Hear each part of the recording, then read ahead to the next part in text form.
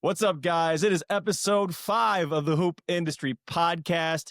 Here today with Kyle Guy in town with the Noblesville Boom as they just took on the Cleveland Charge last night. Spencer Davies alongside Tyler Neal bringing you the action as always. But Kyle, it's good you have you back in town, man. Yeah, happy to be back, man. Thanks for having me. Of course. So we've got a lot to talk about today because you've been like everywhere. That's like the best way I could describe it. I'm sure the best way you could describe it too. Yeah. So like, what's this whirlwind been like for you? That just overall, I mean, you go from literally retiring to being a coach to coming back, first player to ever do that. Like, just can you describe that experience? Yeah, it's I guess I like being the first at doing things. So I guess when I decided I needed to step away, I didn't know if I was done forever, but I knew I needed a break. And that's why I decided to step away. And then I got a good opportunity to get my degree with Coach Bennett at my alma mater. Then he stepped down, and I was like, okay, now what? And then I go to the Final Four, and Coach offered me a job at Nevada. So I was like, a lot of Indiana ties there. He's another Hall of Fame coach. I was like, all right, I'll do this one too.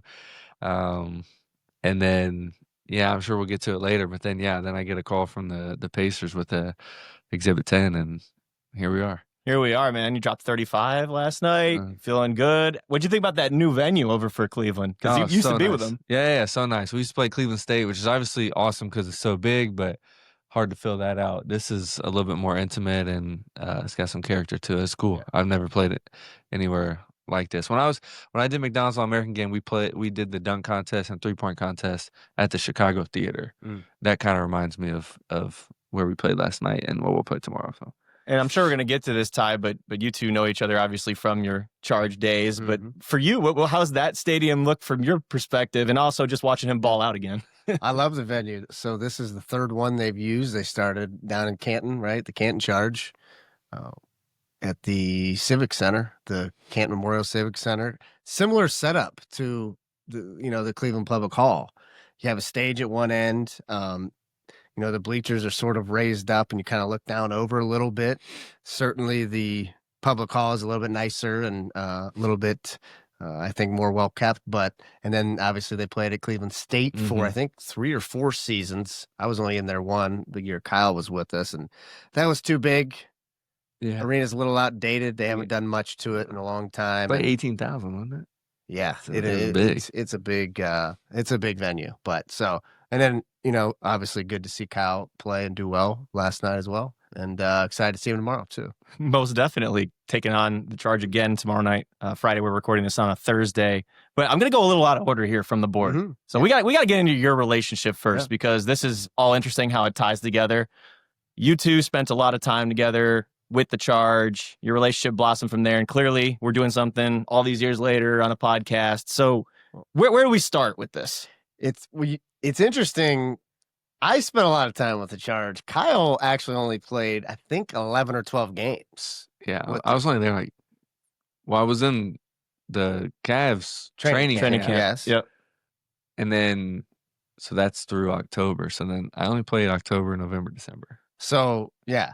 So I met Kyle, actually, I got some funny stories of Kyle, but so Cavs training camp, it's the night before the first night of official camp, obviously. 2021, right? Would have been fall of 2021. Yeah. And I don't know why they had never done it before. They had a bunch of tents set up outside of the CCC, the Cavs practice facility. Oh, yeah. And they had like a cookout, and it was cool. And Kobe Altman spoke, and Coach Bickerstaff spoke, and everything. And Kyle comes walking up. And that was when he kind of had long hair. And I just zoned out. And I was like, man, is that Jack Harlow? I was like, what is Jack Harlow doing here? Yeah. And they're like, no, dude, that's Kyle. I was like, oh, man. And it was like you had that same hair. Yeah. And you had it down. And so then, obviously he and I hit it off in Cavs training camp. Mm-hmm. And obviously you played through. There's another crazy story. So, he's playing with us in Cleveland, the G League team, playing well. And we're playing a home game the night before we're supposed to fly out to the G League Showcase in Las Vegas, right? The showcase. Okay, this is right after COVID, and so, at this point, the Celtics are basically all but signed, ready to call you up. Yeah. And, we still had to test, I think, before every game. I don't remember. Well, sure enough, you popped a positive COVID test. There goes the Celtics contract. We go out to the showcase without you. I think it was while you were in your quarantine that Miami signed you, it was right? The 26th. It was right after Christmas. I had done the full week, so 19 to the 26th. I popped that positive. I was going to sign with the Celtics. Then the Magic called me like the 22nd. I'm like, all right, I have positive, can't do it. Wizard, there's like 4 teams. Yeah. And then Christmas Eve, Christmas, and the day after Christmas, nothing. I'm like, damn, I missed missed your window. My window. And then the 26th at night, like I'm talking like 10:30 at night, the Heat called. And I obviously accepted. Well, I had been quarantined for a week. I had no basketball shoes with me. They were all at the gym. At the gym because So I called our equipment manager. I'm like, yo, you got to get my shoes. He's like, I can't get in at this time or whatever. And my flight was at 6 a.m. So there was like no chance to get basketball shoes. So I fly to San Antonio and I walk in at like 1 p.m. and I walk straight into the meeting of like how we're guarding San Antonio tonight. Like, straight in the film. I still have no basketball shoes. We leave at like 3:30 for the game. So I have like an hour window. I sprint across to the mall and go buy 2 pair of basketball shoes. Of course, they didn't have any like normal sneaker shops. It was like the one where they got the plastic over the shoes. So I spent like $1,100 on 2 pairs of basketball shoes because I had nothing. And then the game gets canceled because not enough people can play. Oh, I didn't read it. So then the next day we go to Houston, and that's when I played my first game. Yeah. So he plays the whole season with Miami. And obviously, at this point, we have a good relationship. And we keep in touch and this and that. And this is my favorite Kyle Guy story. Okay. We'll get right to it, okay? So he plays well with the Heat, played in most of the games, scored, put up good numbers. Gets waived, unfortunately, right before, the deadline to submit your playoff roster. Tough business. We have 1 G League game left. So how it works, everybody may not know this, but, if you get called up and then you get waived, you go back to your original G League team that still has your G League rights. So we still had his rights. We had 1 game left. And correct me if I'm wrong, you had some sort of workout scheduled with like Denver or something? Or am I off on that? Milwaukee, maybe. Milwaukee. Okay. Yeah. So we have 1 G League game left in the season. We weren't making the playoffs. And there's so many injuries. We had so many injuries. I mean, we played a game. We only had 8 active guys. It was COVID. Finding people off the street for the last one of the year. It was a tough year. And so we're playing at like a 2 p.m. tip-off up in Detroit against their G League team. And, we're like, Kyle, like, you got to work out with the Bucks, the next day or the day after. Don't, no reason to kill yourself to come back and play in 1 game. Like most guys wouldn't have for obvious reasons, right?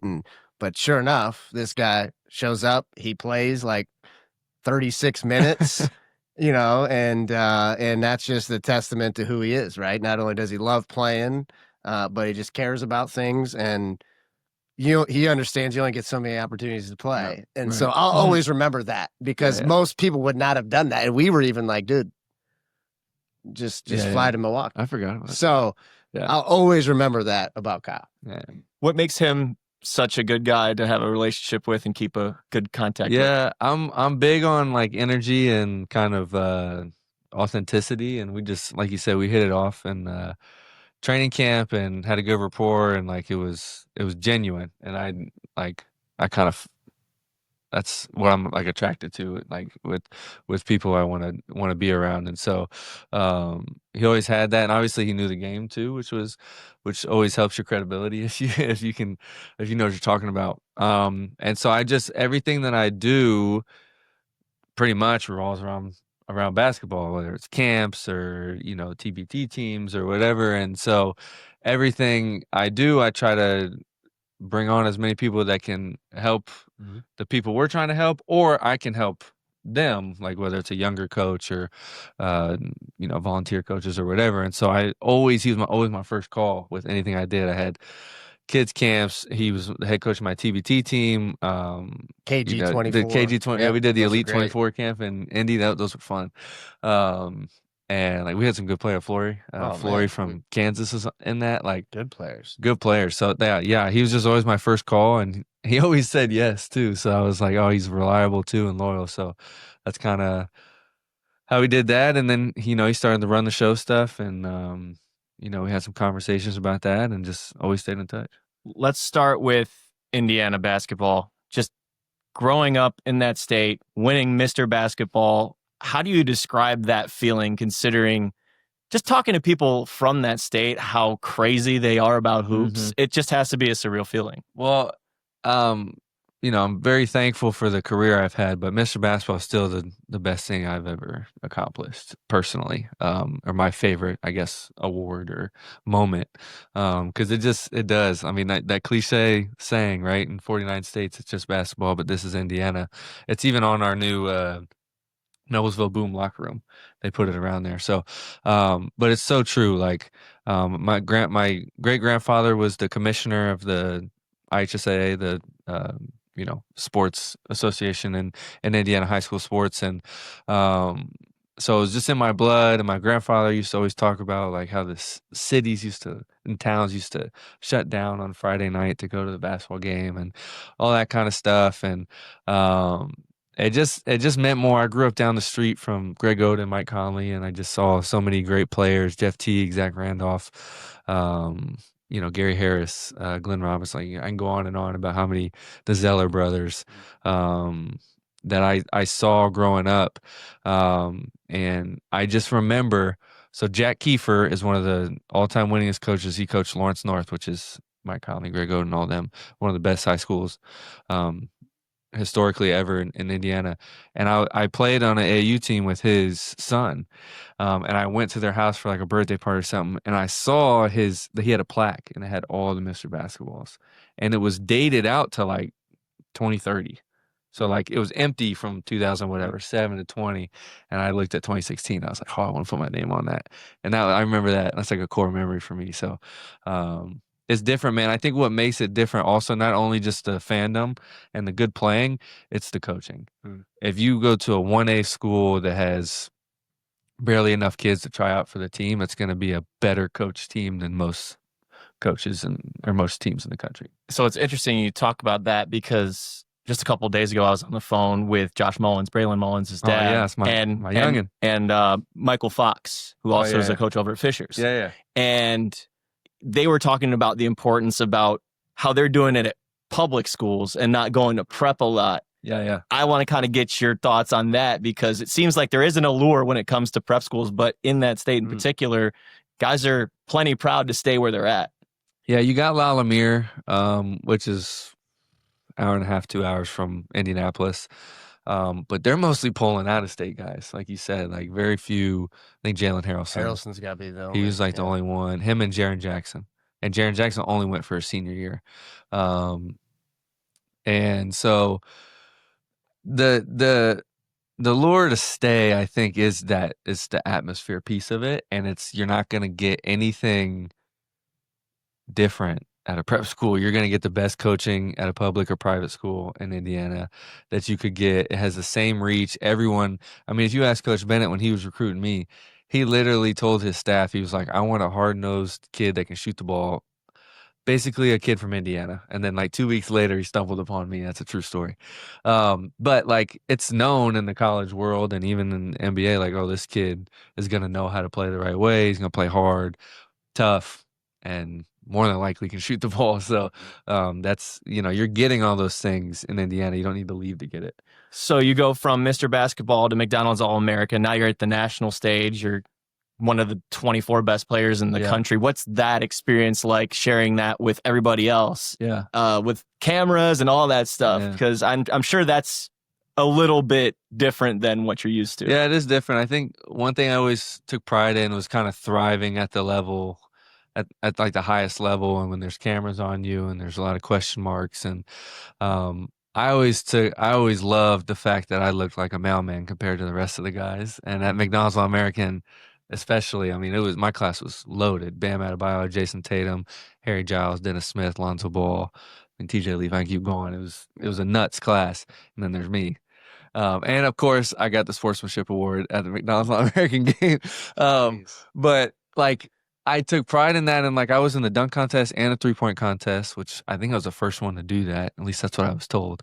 And like, did you win the 3-point contest? No, I got second in both. You got because I know you got second in Malik Monk won the 3-point contest, and then I beat Miles Bridges, Terrence Ferguson, Josh Jackson in the dunk contest, and lost to Frank Jackson, who had underrated bounce. And so McDonald's was also a great experience, and I loved it. And that was one of my goals in high school, and I accomplished it. So you take that, and then you go to Virginia, Yeah. and there's this just dynasty there Mhm. from whenever Coach Bennett got there Yeah, to yeah. whenever he left, really. Mm-hmm.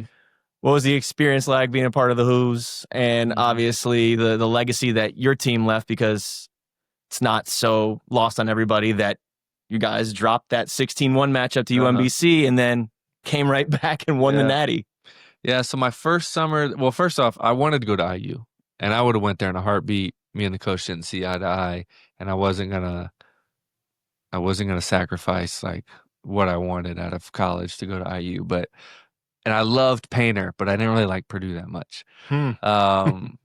People like to know that, so I say that. But I love listening to that guy talk at the press conferences. It's a nice I'm not gonna lie. consolation for Hoosier fans. Right? Right. At least he doesn't like Purdue. Yeah. I loved Painter though. He was awesome. That was definitely that, or Michigan was my second choice for sure. Oh, who was that? Coach Beeline? Yeah, it was Beeline then. Yeah. Just missed him. I know. So Virginia was, I knew it was the place for me because Coach Ben was the number one. I could tell again the genuinity, the authenticity. I knew he was real, and he would keep it real with me. He was the only coach. He didn't promise me any playing time, nothing. He said, "Hey, I don't know if you'll ever play a minute for me, but you're going to earn it if you do." And I was like, "Ooh, you're my type of coach." And he was a shooter, like I knew, and he played in the NBA as an undersized guard. I'm like, okay, like I could see myself there. Everyone's talking about how slow they play, but he told me, he was like, "Hey, I know people are probably saying we play slow. We do." And he was like, he's like, "We play faster the more I trust you." And that proved true. Like by the time Malcolm Brogdon's last year with Justin Anderson, and then when they both went pro, like they were playing a lot faster. And I knew I needed to work on defense. Again, being a smaller guard, and I was athletic, but not like athletic like in the NBA. And so all those things, I'm like, all right, this is the place for me. And my first summer there, I'm like, ooh, I'm transferring. This is not for me. My hips hurt from being a defensive stance. I no longer have bounce. No more dunk contests for me. All these things. But then we go on our foreign tour to Spain. Number one, it was a blast. Just had so much fun. But I played really well and started, like, everything started to click. Like, everyone, you have your freshman woes, and you hope, as a coach, at least now that I've been a D1 coach, you hope they have their problems in the summer, not play great in the summer and then struggle in the season. So me, Ty Jerome, DeAndre Hunter, Mamadi Diakite, Jay Huff, we all suck in the summer. And that's all guys that all play in the NBA. NBA. All I'm NBA saying guys. Jay's doing great over in Indy right Dude, now. leading the and you league got in block. Dre's in Cleveland right here. Yeah, my dog. And so, like, that's 5 NBA players, and we all were just not. Obviously, we had our moments, and we were fine. But like, it felt like we stunk that summer. We go to the foreign trip, and we play great. All the freshmen play great, and Isaiah Wilkins, who coaches at Cal now, he was ACC Defensive Player of the Year my sophomore year. But he always tells this story of how he looked over the bench. He said, "Man, we're not going to play this year," because he saw how like talented we were. But get through the first year, I think we were 5th in the ACC, and that's the worst year they've had in a while. So, and then sophomore year, number one in the country the whole year, lost to UMBC. And people forget we didn't have DeAndre Hunter. He broke his wrist. He did not play in that game. I'm not saying we would have won because we lost by 20, but that's a big difference. It's number 3 pick. Sure. And so then we come back the next year and we add Braxton Key, who's also an NBA player. So now we have 6 NBA guys on the team. And so we make this incredible run. Elite 8 to championship was maybe the 3 best college basketball games of the last decade. And that Elite 8 game against Purdue may be the best ever, in my opinion. I'm trying to be unbiased, but it's really like one of the craziest games I've ever watched. Be as biased as you want to be. Yeah. You went Purdue, Auburn, Texas Tech. and then Michigan was in the Final Four that year too. Auburn or Texas Tech beat them in the semis, right? Texas Tech I can't remember who they beat. Michigan. No, they beat Michigan State because Michigan State beat Duke, beat Zion. Got it. Okay. And that's a whole nother car. Zion everyone who's saying like that Cooper Flag's better than Zion, I think Cooper's great. Zion was so dominant in college. Oh my God, it was unbelievable. So fun to watch. I was gonna say, like, you got any stories from your time there, Virginia, like opponents and all that stuff? I can name on one hand guys who scored 25 or more against UVA because it doesn't happen. And when you do, that's when you know it's like, oh, you're the guy. So Carson Edwards had 43 in that Elite 8 game, maybe 42, but he that was awesome. Even just playing it, I remember like giving him a thumbs up during the game. We were kind of going back and forth. And I remember giving him a thumbs up. It was so crazy to watch. Dwayne Bacon when he was at Florida State. Mid-range killer. Dude, just a killer, man. And that was like my first like got to get switched off him. Like they need to change the matchup. Strong, yeah, I was like, dude, yeah. And they didn't start me on him. Coach isn't that dumb, but I got on him a few times and had to come out. So Dwayne Bacon, I mean, Zion was unbelievable. You know, people get a lot of flack for the Marvin Bagley take and why he was the second pick. And you still got to draft Luka, in my opinion, but like his tape was unreal. I mean, he's a 6'11" lefty, could shoot a little bit, but he was so mobile and the craziest second bounce ever. Yeah, those guys all killed us. What was the sequence? Which game was it when you made the free throws? Was that the semis? That was Auburn, so that was Final Four. The semis. Yeah. And it was tied? Walk me through that sequence. Yeah. So, all right, let's see if I can remember. We were down 2 when I got fouled. Right. So it was all 3 to go up 1. Corner 3. With he kind of undercut your walked into But before that, they were up 1, and Jared Harper, also playing the league, got fouled, and he only made 1 free throw and missed the second. And we call a timeout. Ty Jerome dribbles to half court, they foul him again. So now we're taking the ball out on the side OB. Right. And we ran this play. It's called slap. We ran it. I don't know how they didn't know it was coming. We ran it all the time. It was, you know what it is. The guy on the bottom loops for the alley-oop, and then I come off Well, Samir Dowdy, who was guarding me, was top blocking me, so he was on top. He wasn't letting me go around to come off. So I just pushed and just sprinted to the corner, and that's how I got so open, was because he was trying to take away what I was doing. Right. Well, I just went, and I turned, and then he hit my legs. I personally think if he doesn't foul me, I would have made it because it was barely short, and he hit me just a little bit, take some off. You're better in the left corner, right? Yeah, typically. Yeah. Well, I had made a 3 in the other corner before that to cut it to 1. And then we fouled, and then so that's how that happened. And then I made the first 2 free throws. Bruce Pearl calls timeout, and it's funny. Everyone always asks like what the huddle was like. I'm like, I don't know, because my whole team went to talk to Coach Bennett, and I went over here by myself. As you should. And I just grabbed a towel, make sure my hands are good. I looked at my pops, we gave a little head nod. I was drinking a little water, just get my mind right. And came back, and when I hit the 3rd free throw, you can tell I didn't know what we were supposed to do because I wasn't in the huddle. So I'm like looking around like, oh, what am I supposed to do? And then they didn't have enough time to get anything off. But so that's how that one went down. And championship was against Jarrett Culver and Matt Mooney. And they had a shooter. They had Tariq Owens, who I think he was on 2-way for a little bit. Yep. And then they had a big dude, Odiase, who's playing overseas at a high level. So Chris Beard was the coach. They were actually good team. efficient or like numbers wise, we were number 2 defensively actually, which never happens, and they were 1. Which is funny. It was battle of how we guard because we don't send middle, but we send it to the help, which is middle. They send everything baseline. Yeah, you guys are more contained, and they were like, and they were speed you no up, middle. put you, No middle, Yeah. send you Everything to the outside. everything to the outside, Yeah. no middle. It was like a contrast. Yeah. And I remember everyone was talking like, oh, this is going to be 40-42 championship. And it was 85-77. Just high level hoops. And DeAndre, that's when he solidified. He was a top 5 pick because he locked up Jericho.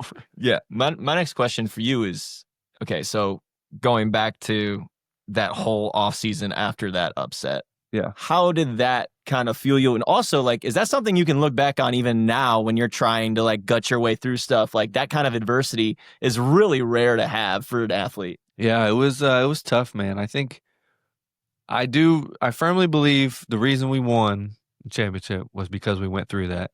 Yeah. I also believe like that made me a better basketball player and a better person, but it was tough, man. As immediately after the game, you got bomb threats, you got death threats from People crazy. Gamblers that we lost them a little bit of money. So we had to get police escorted one by one through the kitchen, the back kitchen in the hotel, up to our room one by one. So like straight out of a movie, everyone's bawling, obviously. You go back to class the next day and everyone's laughing or like making jokes, and so like we skipped class for like 10 days, you can't do that at UVA, but I think they gave us a little bit of grace. That was tough. And then the turning point, which is ironic, is the whole team got together like a week after the game, and we were reading off who had the worst DM. And it was like he would read one off, and then I somehow had one worse, and then you had someone somehow was worse than that one, and they were bad. I mean, talking like slurs. Oh, so bad. But like we could laugh about it because it was like, yo, this is crazy. I really felt bad because there was 3 seniors on that team, and they didn't get a chance to redeem themselves.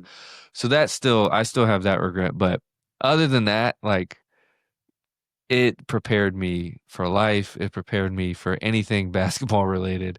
And that was the most focus. Another little tidbit is our first practice because you go home in May after school. Yeah. So our first practice, I missed.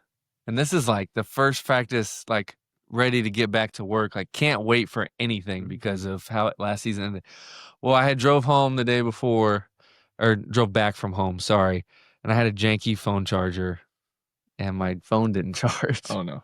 So I didn't, no alarm, nothing. One of the managers comes to the house, knocks on the door, and is like, yo, you late for practice. I remember saying, you're fucking lying. He's like, nah, man, you're missing practice. We sprinted, didn't brush my teeth, anything, straight out. I get to the locker room and one of our assistants comes in. He's like, hey, don't get dressed.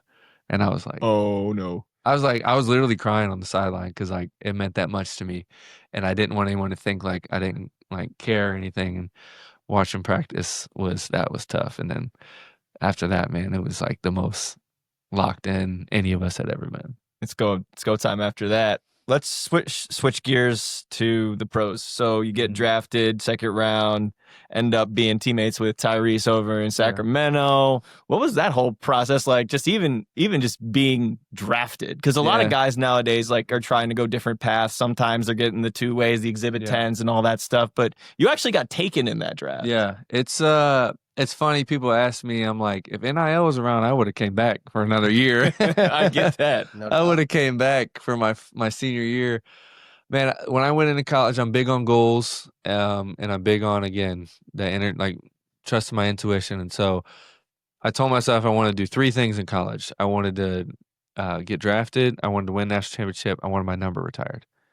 Well, after my junior year, I knew those 3 things were complete. So I was like, there's no reason for me to come back. There's nothing for me. And what made me believe I made the right choice was that COVID was that year. You know how pissed I would have been if my senior year got cut off. Like I feel for those that it happened to, but yeah, drafted Sacramento was super exciting.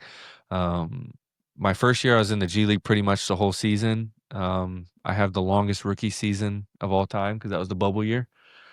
So I got to go to the bubble, which anyone who says it wasn't fun is lying to you. It was a blast. Really? Oh, it was an absolute blast. Oh NBA man, bubble. I'm gonna The say NBA bubble. Oh, I'm gonna say might have to interrupt. Like why? What? Like oh my God, it was a blast. I got to fish every day, golf every day, hoop every day, play cards every day, drink wine every day. I mean, Well, play video games we every didn't have all day. that in the G League bubble. I was gonna say the G League bubble is probably vastly different. Oh my gosh.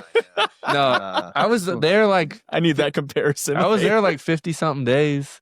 We were a playing team and we didn't make the playoffs. So I was only there. I mean, not only, but relatively, I was only there like 50, 55 days. But I had a blast. I don't know what everyone else is talking about. Now there was obviously not seeing your family. Yeah. That part stunk. But other than that, I had a blast. It was like You didn't have kids. it was a guy's dream. Yeah, I had no kids at the time. It was Yeah. the guy's dream. Like it's just a bunch of dudes hanging out, playing cards and eating, and yeah, it was great. Now contrast that to the G League bubble, There please. was no golfing. There was, we could fish. So we were. I mean, the NBA. Where were you? I don't even remember where it was. Every team was at Coronado Springs, where in so there was no golf. There was where correct me if I'm wrong. The NBA there was groupings of teams at Yeah, it was each 3 resort. hotels. Yeah, It was 3 resorts, and it was based on like first through 4 seeds were at the, yeah, It was really the nicer one. yeah. Then the next 4 seeds there. Someone else So, got Epcot. I or mean, something. we got Yacht Club, which is fine because I got to fish. So And again, this is like sounds picky, but you just the same food every day. I'm sure the food wasn't as good. Just like you were. It was like after the Monotonous, 6th day, you were just like, okay, like. how many days was the G League bubble? It was crazy. We had to quarantine in market, so it was hilarious. I was in a hotel for 5 days, literally 1 mile from my house in Cleveland. It was a joke. And then they fly you to, we don't have private.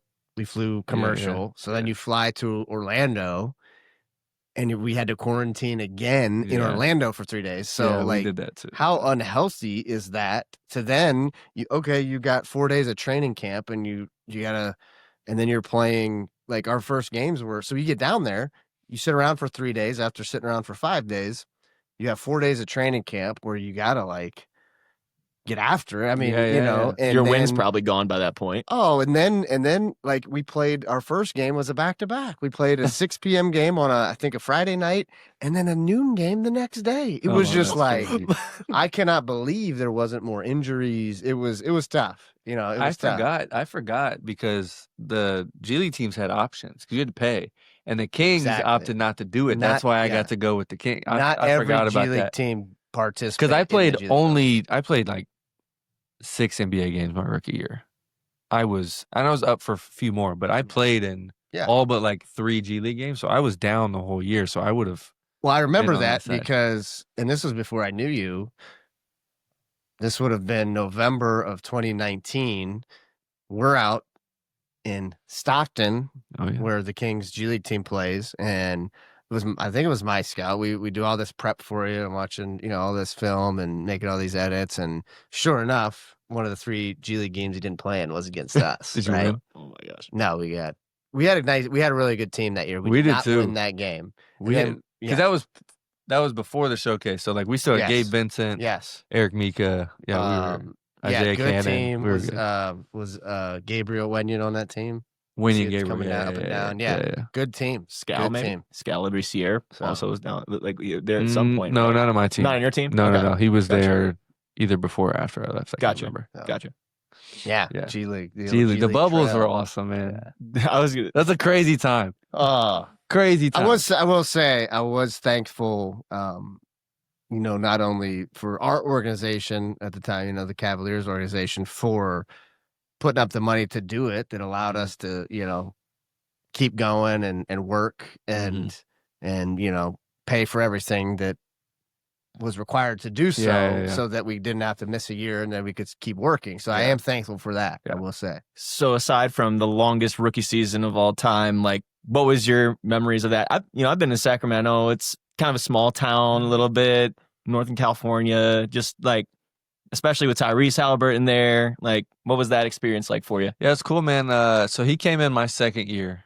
He because I was there with Fox and Marvin Bagley and all them, and then yeah, he got drafted second round. I remember, and we're still cool to this day. And now we're both in Indy, which is cool because I remember texting him when we got traded. I said, "Hey, I know it hurts, but you just went to like the most perfect fit for you. Like they're going to embrace you after that." And he was like, "I appreciate it. I think so too."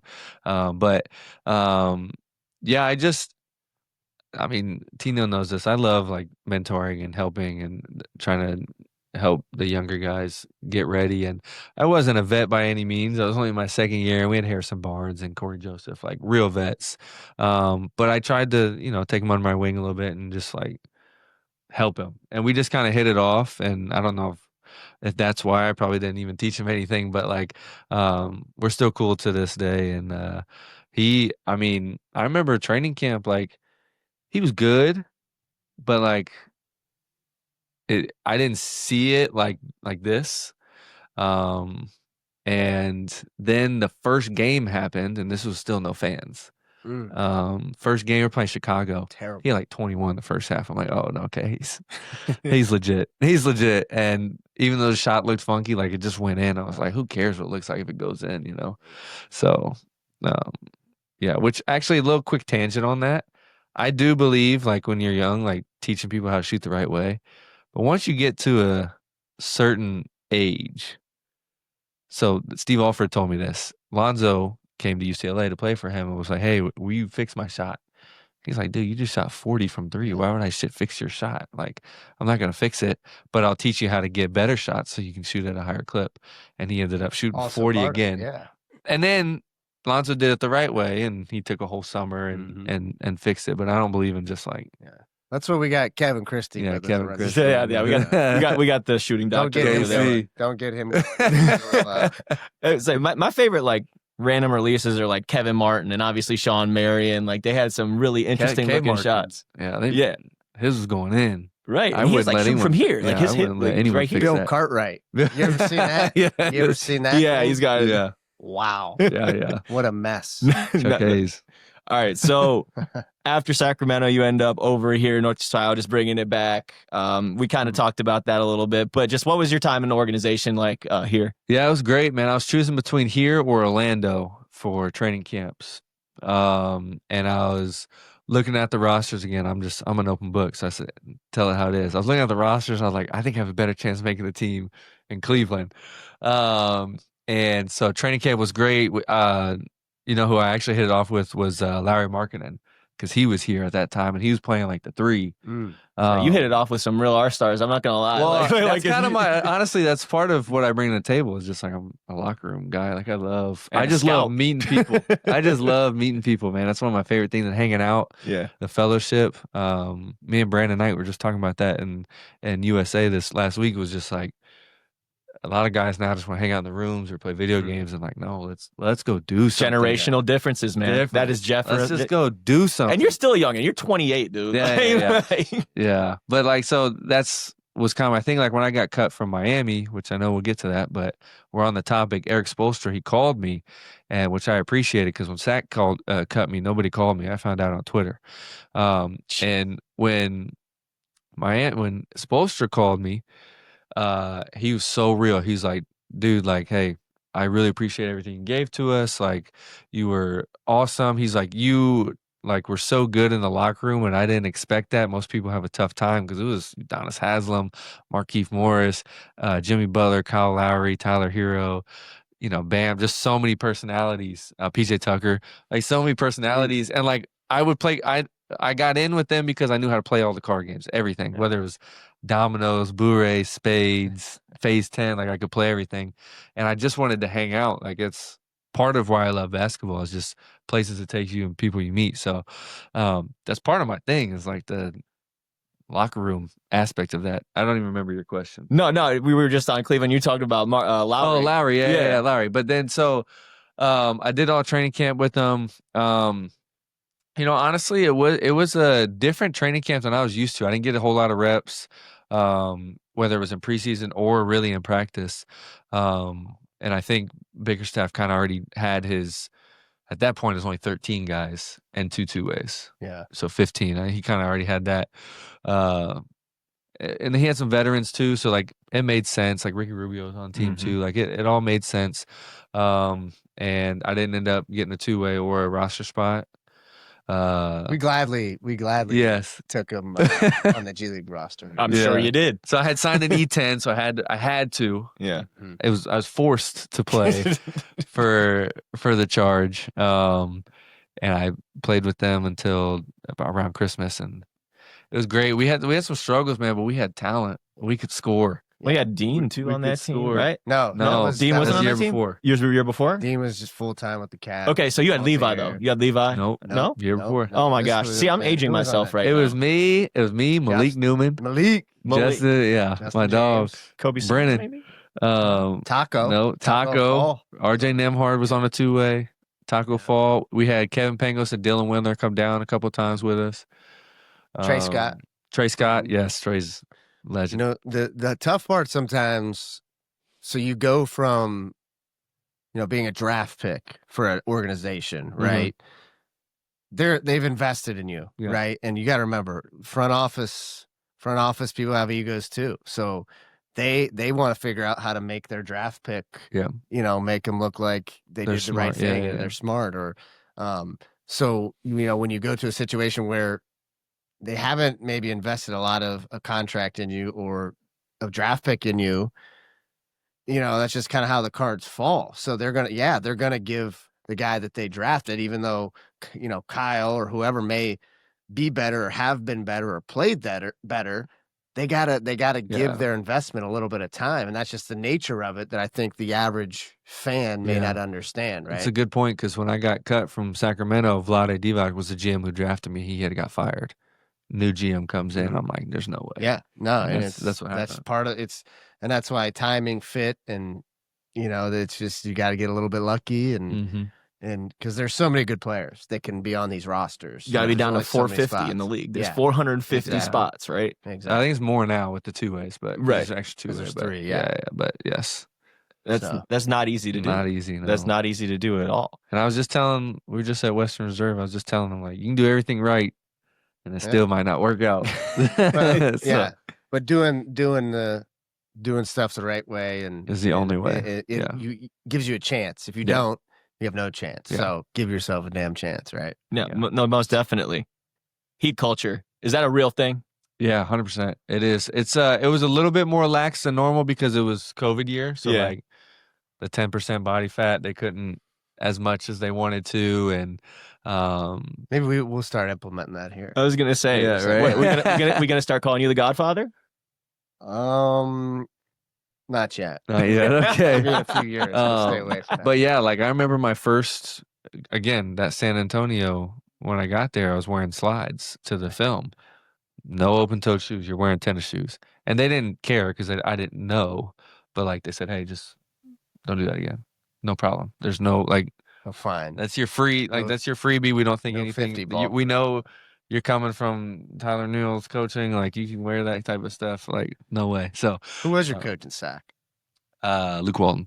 Luke. Okay. Yeah, Luke. Yeah, Luke didn't care about that. No, he didn't care about that. Which I'm not saying there's a right or wrong No. way, but they were like, There's a hey. way you can feel it. There's a way of doing things, right? Oh yeah.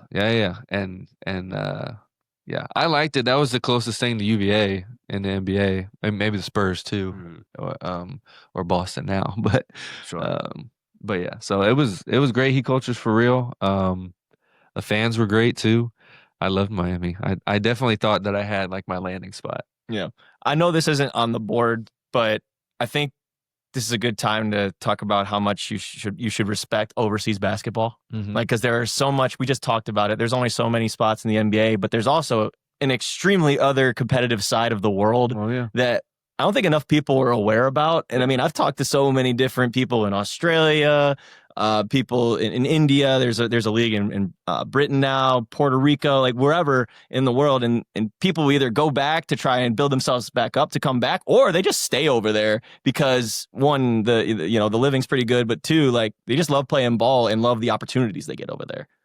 The NBA is not the best 500 players on the planet, in my opinion. It's about 80%, maybe 85% correct. Sure. But there's a lot of talent over there. But it's a different game, totally different game. Different rules too, which changes things. But I loved overseas. I'll definitely go back now that I'm playing again. And even if I sign a 4-year deal in the NBA, I'm going back at some point because I loved it. Like Spain was great for me. Europe, probably. Yeah, played in Greece. I've heard a lot of good things about Australia. That's been intriguing. So, I love it.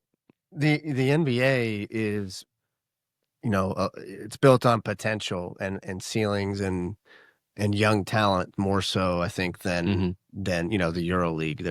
We're just trying to build a team to win right now. Win right now. And less long-term contracts than the NBA. Yeah, right? if you sign more than a 2-year deal, like you're special. Yeah, you're a god over there. Yeah. So like Mike James or Kendrick Nunn's now over there. Like Mike James is the Jordan over there. He's the greatest EuroLeague player ever. I gotta say, as a coach, looking for different actions or ATOs or, I mean, I would always be pulling, EuroLeague games and clips and old Igor sets and actions and, David Blatt when he was, one of the best plays that, that we ran probably 320 times in our TBT, came from David Blatt. It's fist down. We called it weave this summer just for simplicity. We called it fist down with the Cavs. T. Lou ran it a ton. And it's just effective. You get something good if you run it with some pace and good spacing. So the EuroLeague, phenomenal league, like in terms of execution and like half court basketball, probably the best league in the world. But in terms of, raw talent and things like that, obviously the NBA. But if all you basketball junkies are looking for the best offense in the world, we were literally rated #1 on Synergy in the world when I played in Tenerife, 23, 24, I believe it was, which is little Canary Islands off the coast of Africa. Chus Vetereta is the coach there, and he has a playbook, maybe 400 plays, but it's like, do you think guys like that played in the NBA or even like a two-way guy that's kind of up and down NBA G League, and then they go and play for some of these coaches over there? Is it hard to just with, because it is more of a half court game? Yeah. Is it more information or is it still kind that's of tough? I mean, he's one of a few. Yeah. Not everyone has great sets, but like he was like set every time down. Yeah. And then when I came, he was like, basketball is changing. You need the one-on-one and you need the set. So we played a little bit more free, but they had the point guard, Huertas, who played with Kobe. Marcelinho. Yeah, Marcelinho. He played with Kobe in LA, and he's back-to-back MVPs. He's 42. He's a sicko. But yeah, it's harder because like the European model, like they want athleticism, but unfortunately, like, well, just, I'm not stereotyping, just the way it works is like the more athletic you are, usually you process a little bit slower. And that's just by how it's been going. Because if you're an athlete, you don't want to think you want to play off instincts. You want to go. You want to play off instincts, right? And they want thinkers. Yes. And that's hard because, and I'm like, I want to play instinctually but like if I'm playing instinctually, then I'm processing quickly.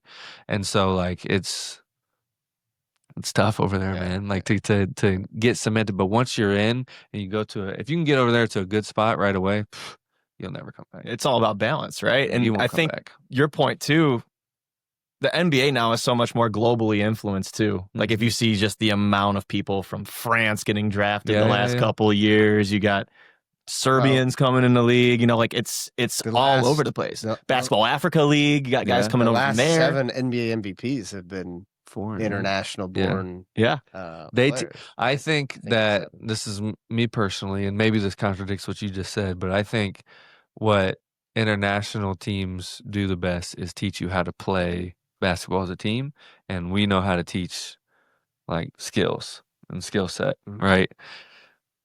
If we could just merge the two, and it's not that hard either. Like the way they do it over there is like they emphasize team first. They play a lot more and they work out a lot less. And we are really, and even playing, a lot of 3-on-3 stuff, a lot yes, of 2-on-2, 1-on-1, like one-on-one. we've gotten away from that. It's kind of coming back with all these leagues. Our boy Darius is playing on Saturday, in the next chapter stuff. But like, they just compete more. Yeah. And I think that's why. I mean, the coach Underwood for Illinois. Yeah. He's I'm only recruiting like international guys now because they've been coached. They're tough. Like they know, like if I yell at them, they're not going to be like, not going to melt. Not going to melt or pout. Like it's like they've heard worse over there. They practice more too, right? They do. Here, we probably even, like AAU, it's like, hey, we just kind of roll the balls out sometimes. 100%. Yeah. The coach, they're coached. Yeah. Or they're coached more and they probably practice. Their practice to game ratio is probably a little higher. And it is a little like their AAU and their team stuff is the same team. Consistency. Yeah. Consistency definitely helps. Like I went to Lawrence Central and I played for Indiana Elite. And you trained with somebody else. I trained with someone else. Exactly. Theirs is you went to Lawrence Central, you played for Lawrence Central, you trained with Lawrence. Exactly. You know what I mean? Like that's how they do it. So that's another piece, which that's not as realistic because we're a way bigger country than anything over there. But there's still some ideologies you can take from that. Sure. There's so much stuff I want to ask you. This kind of has to do with what you're just talking about with AAU culture. And then in addition to that is sports specialization and the amount of calf injuries we're seeing earlier this season. Giannis just really went down with the other one.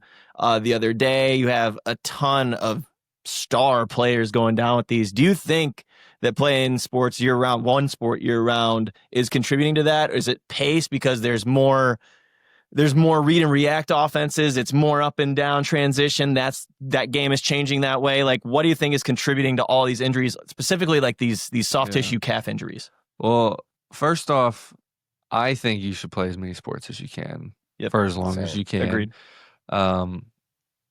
That's just me personally. It's definitely going to bite into your social life, but like if you can do that and then if basketball is your main sport and you're doing other things, like you can still work out during those seasons or get shots up or watch film or whatever. But then the other piece, I just heard this when I was at USA. One of the trainers was saying there's a study in 2020. It's 5 now, so 24 compared to 2000. NBA players run 200 miles more per year. That's part of it. Is the game is so much faster, so many more possessions that you're getting. Interesting. I mean, you're over 100 possessions in the NBA, right? Yeah, more or less. Easily over 100 possessions. The highest paced teams are like 115. Yeah. I think, right? Yeah. So you're getting over 100 possessions. I bet. I don't know what the stat is, but I bet in 2000 it was more like what overseas is, which is like 75. So if you play, you look at like the KDs and even Jason Tatum now, he's been 7-8 years in now. Yeah. Add up the however many 100 extra miles he's ran than a guy 20 years ago. So that's interesting. Yeah. Which is also, and I heard Gilbert Arenas talking about it a little bit. He was like, there was less calf and injuries like that because like there was no load management. Your body got used to it. And I was like, that's interesting. Like, contrast of load like chicken or egg type of stuff. Yeah, I don't know what the right. I wish there was like an actual like answer that you could come up with, but I feel like we're not gonna know unless it continuously happens. Then you can probably blame the pace, stuff like that. And also the league's very trendy. Things change. Maybe they're gonna get more involved on the block and the post, all that stuff. What do you think? I'll tell you what it is. Too much practice, man. Too much damn practice. So. The new Allen Iverson documentary came out. I think it's on Prime. Yeah. He kind of talks about his famous press conference, right? Talking about practice. Right? Oh, yeah. And he explains it, and it makes a lot of sense. AI was that's why I wore number 3 in all sports. You're aging us right now. You know this, right? Well, that's okay. And, if you know anything about Allen Iverson, he played at every game.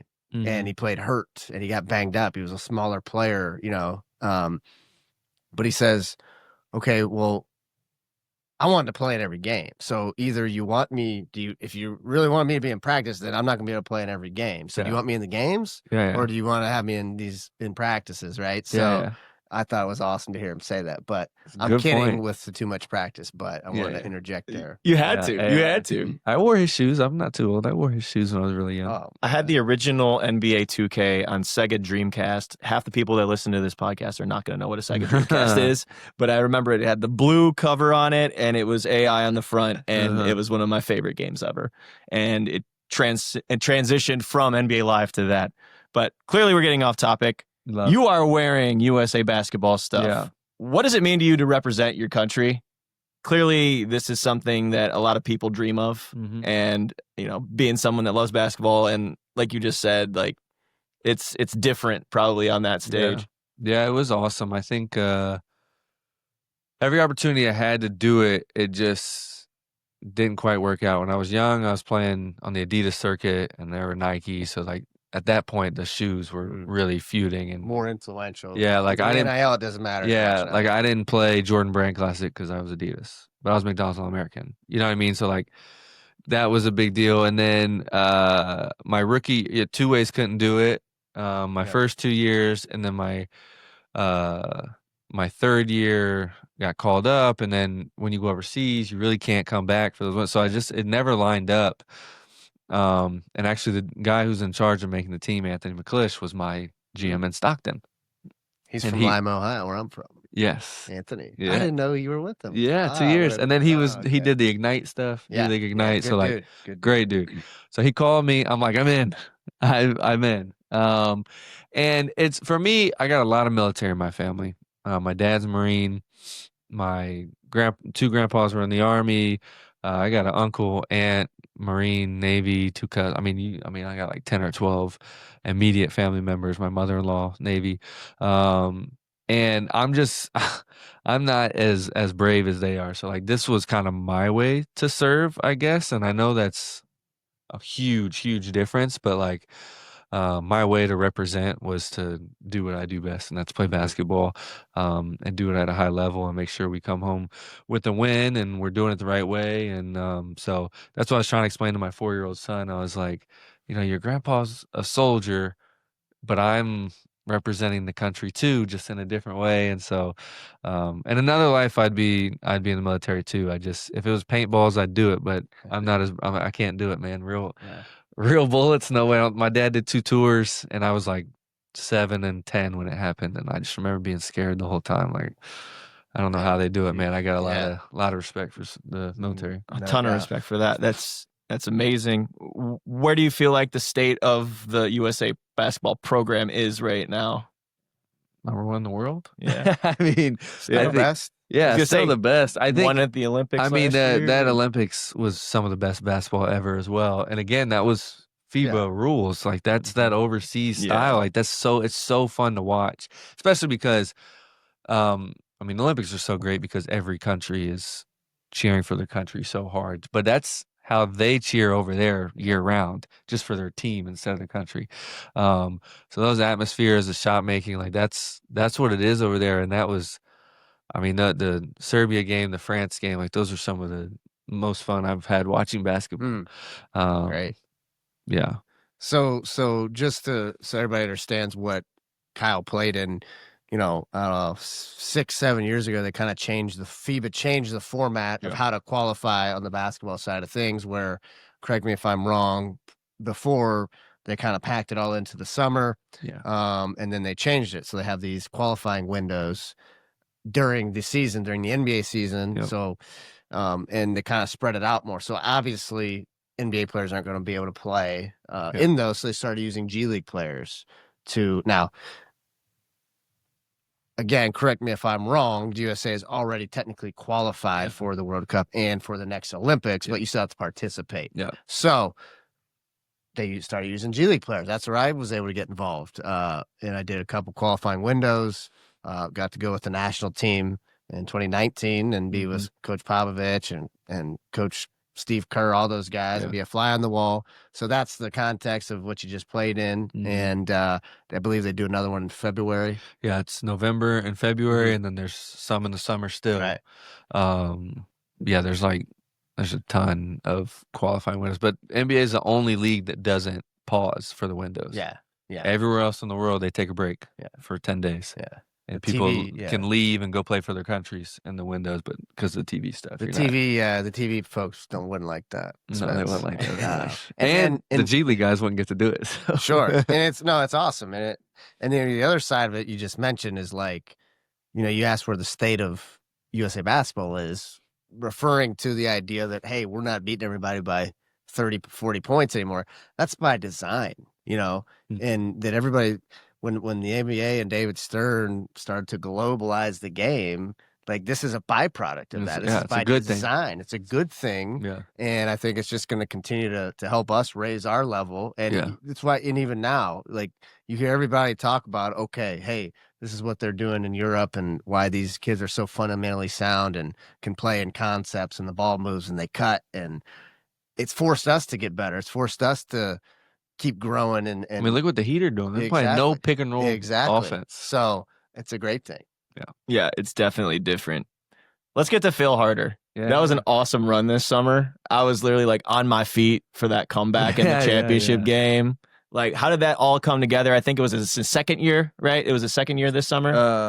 Yeah, and he's obviously the head of the snake there. Mm-hmm. Yeah. So, again, love giving back, and I have a lot of buddies, obviously, from where I'm from in Indianapolis, and there's a lot of good hoopers in Indiana, and so I wanted a way to nationally recognize them, and I wasn't going to play in it just because I was, that was my off season, and thankfully I didn't need the tape as much as other people, and I wanted to help them out, so created this. Well, I mean, TBT created the platform, but I created the team.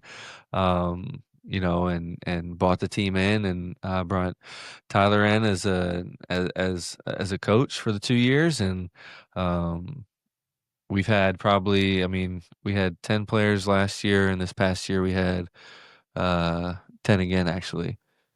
So 10, but it's like 16 total players because we've had some overlap of players. But yeah, I mean, and honestly, it's helped guys get placed a little bit. I'm not gonna say like it's the main reason, but it's tape, especially when you make a deep run like that. Like it's tape, and it's pretty high level basketball, televised. People are gonna see. Yeah, like I was telling Kevin on the way over here, like I get way more nervous watching those games than I do playing in any of my games. Like that run had me. Anytime the other team went on a 6-0 run, turn the TV off. Then I'd text my wife and be like, hey, let me know when it's like tied again. And I turn it back on. We go on an 8-0 run. I keep it going. So like, yeah, but it was fun, and he did a great job, and I'm appreciative of, everyone that was involved in it. Say you've given back a lot to your community and your state. Cal Guy Elite, that's another thing that you got going with the AU team. Just when did you put together that program? And is there anything that like you remember that you had back when you were playing? Yeah, I just view it like this, man. Like when I was growing up, and this is not a shot, or it's not no one's fault, but like it wasn't normal back then. But like I grew up watching Greg Oden, Mike Conley versus Eric Gordon, like high school games sold out. If one of them said, hey, I'm going to show you the ropes, do you know how awesome that would be for a kid? So like I looked up to them so much, and I'm like, man, I want people are going to look up to me too. Like I want to be accessible. And so that's why I kind of do a lot of the stuff that I do. I had to give up the AU program because I was a D1 coach, and that's illegal. But now that I'm not, maybe we'll bring it back. But yeah, everything that I do a pro-am, everything. Dizzy runs. Dizzy. One of the best pro-ams in the country now. Yeah, that's big time. They do a great job with that. That's cool. I've gone to that each summer now, and good players they've gotten in. I mean, who's played in it? Halliburton, Obi Toppin, Gary Harris, Trace Jackson Davis, Jeff Teague. Like we get Lance Stevenson plays every year. Yeah, it's awesome. Get great crowds. Yeah. We've been very fortunate, and again, they love basketball, so they're gonna come out and watch it. Yeah, no doubt. Ty, you got anything left? I feel like we've covered everything under the sun here. I mean, I guess I have one more thing now that I'm thinking about it. Yeah. You just said that you get nervous watching that stuff with the TBT. So as a coach, how do you kind of compartmentalize that in the moment when you're on the sidelines, when you're helping out? That was definitely, I still need a lot of work at that. I was not great because like I still had a player's mentality, and I was coaching at Virginia, which means so much to me. So like if you saw a lack of effort, or you saw something that like would never fly when you were a player, it definitely opened up some old wounds, and I was not the best at handling that. Well, But I think one of the things that I really enjoyed was I could still get up and down with the guys. So I earned a lot of like sweat respect, like being able to play with them. And I could be like, we could be in the middle of a game and be like, hey, make sure you do this instead of that. And then I'm playing defense. And then like I could coach that way. I think I was better at that than per se on the bench, like yelling at the guys. I got my emotions definitely on my sleeve. You know, coaching's a lot like playing. You know, yeah, you can have this knowledge and everything, but you got to find your voice. Yeah. And you know how to present it, and you know sometimes you leave it alone, sometimes you address it, and you know you pick your spots, and you know you got to understand each guy. And you know, good coaches, you always hear them say, you know, I coach everybody the same differently, right? Like, hey, I know guys that are going to respond when I get on them, and I know guys that'll melt when I get on them. I got to keep it positive, so it slows down for you. And then you got the in-game stuff, which is, you know, because you got, especially as a head coach, you know, an assistant's the best job in the world, because you can, you know, you don't have to make a bunch of real time. You can throw out an idea and maybe nothing comes of it. Yeah, and all you know, good. Being the head coach, you got to think on your feet. You have everybody coming to you, the players, the staff, and you got to process information. And but just like a player, things start to slow down, and you find your rhythm, and you build your confidence. And so it's a lot like being a player. Yeah. I just said, you're 28 years old. What the heck's your goal? Because you've done the coaching now, you've done the playing. You said that you're pretty oriented with goals, like you said you were in college. So do you think about that stuff, or you try to live in the moment? Yeah, both. I mean, I live in the moment, but I have a vision board, or like what I want to do. And so I think the one thing I took for granted when I stepped away from the game was my kids remembering me play. They're 4 and 1 now. So I stepped away, they were 3 and just born. And they wouldn't have remembered, but now my 4-year-old's super into it. He plays now. Well, I guess he plays, but he's having fun. And he thinks it's so cool that his dad plays. So I just want to show him like that I can get back to that level playing in the NBA, and obviously making good money and being able to travel the world and take my family with me is like, that's what it is now, man. I found that joy again for it, and I just want to do whatever it takes to keep it. I have some goals with the Olympics and some other stuff that I want to do off the court, but it's mainly just enjoying every day and trying to make it a great life for my kids. That's a terrific way to look at it. Ty, got some events coming up here at Run the Show. Tell the good people at home. Yeah, so this weekend on Sunday, December 7th, we have the Naquan Tomlin Holiday Skills Camp. He's playing great for the Cavs right now. Sure is. We were able to spend time with him this summer. That's up at Orange Middle School, Sunday, 3:30. It's actually full, so no more signups, but we're going to have a blast up there on Sunday. The next Sunday, the 14th, we're doing our free clinic, Holiday Hoops. It's a food drive. Admission is non-perishables, and we're taking monetary donations at the door. Everything will be donated to the Akron Canton Regional Food Bank. We're just trying to give back, help fight hunger here in Northeast Ohio. And then our annual Talmadge Winter Classic, we're hosting 10 high school teams December 27th, Talmadge High School. Looking forward to that as well, and seeing all the local teams and coaches, and great day of hoops. Love that, man. What's it like for you to come back to see this? You know, you got the facilities showing you around. The pictures are up. Saw the framed jersey up there with the signatures. It's grown so much. I remember when he was telling me about it when he decided he wasn't gonna. We were on a bus ride. Yeah, to a game, and I started showing you. Remember that? Oh yeah, you're right. I forgot about that. We were in a bus to Indianapolis. You're completely right. I forgot about that. That's when we played at Gamebridge or like at the Pacers. Yeah, you're right. But just to see how much has grown and how hard they've worked, and I got a lot of respect for T-Nail and you and Kev and everybody who's put this together. So it's cool to see like when people come to you with a goal and you see it come to fruition. It's a cool thing. So I always tell them it's one of the coolest logos ever too. So. Our story is not as cool. We were just in the pizza line in Las Vegas like 5 years ago. Okay. That was it. That was it. I don't got anything like that. No. I still remember it though. So it's full circle though. That is full circle. That's crazy. That's crazy. Works, so. Fellas, this has been really fun. Yeah. I appreciate everybody that's tuned in, watching this. Hopefully you enjoyed it. we got to get him back on for sure because there's so much more we could cover, but only so much time. Thank you guys so much for tuning in, and we'll talk to you on the next episode of Hoop Industry.